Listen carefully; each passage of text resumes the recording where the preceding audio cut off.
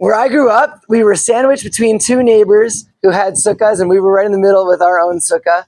And every year we looked so forward to coming outside and camping together with our neighbors in our sukkah. We had a big party. It usually overlapped my birthday, and it was a lot of fun. Now I'm in the old city, surrounded by sukkahs.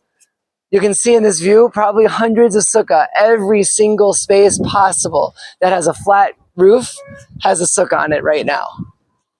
Let's check out ours.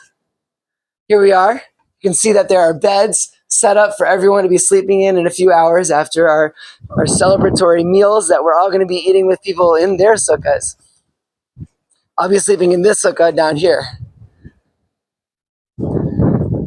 Obviously, my neighborhood is a little bit different than the one I grew up in, but here we are coming out surrounded by people celebrating and coming out of their comfort zones into their sukkahs. Now, let's be honest. It's very uncomfortable, especially as the temperatures rapidly decrease. Wind starts brewing, winter's coming. What's going on? Why are we going out into our sukkah?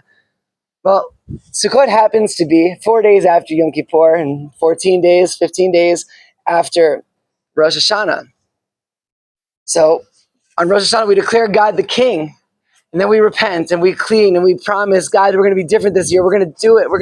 I promise I'm going to change. Yom Kippur comes, God purifies us, accepts our pleas, and decides, seals the book of life and determines, like, here's the quality of what your year is going to be like. And now, 5 days later, 4 days later, 4.5 days, we take the leap of faith and we say, God, now I'm here with you.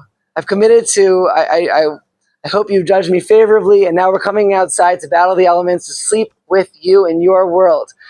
It's not easy. It's not comfortable to do that. You can see the sleeping arrangements are not as ideal as even our bedrooms here in the Moshav dorms. However, it brings us together. Each one of us individually is tasked with taking this leap of faith, putting ourselves outside of our comfort zones, coming outside and saying, God, it's all up to you.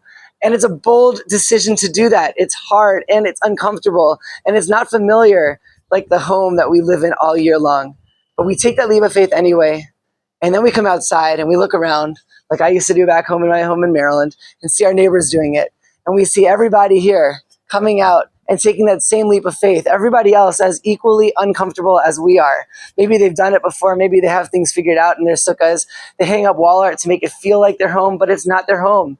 Intentionally, it's a temporary dwelling place.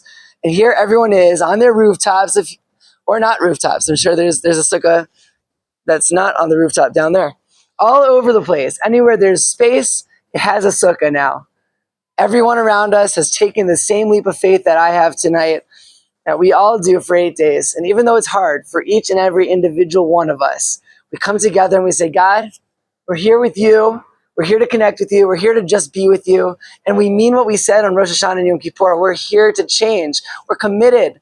We're here to be our best selves. And the way to do that is to let go. You have to let go to grow and start to change and start to live the way you promise God that you're going to live. And that's what we're all doing. And that's what Sukkot is all about. So whether you have your own sukkah or you are able to find a friend's sukkah, just to have a meal or just to be inside of, think about it. You're with everybody else. You're with all of the rest of the Jews in the world who have taken this leap of faith to be their best self and committed themselves to being here. I wish you a Chag Sameach, a happy Sukkot, a Sukkot of growth where you can embody and put into action everything you committed to on Rosh Hashanah and Yom Kippur for the year ahead. Chag Sameach, good Yom Tov, and I can't wait to talk to you in 2 days after the Yom Tov.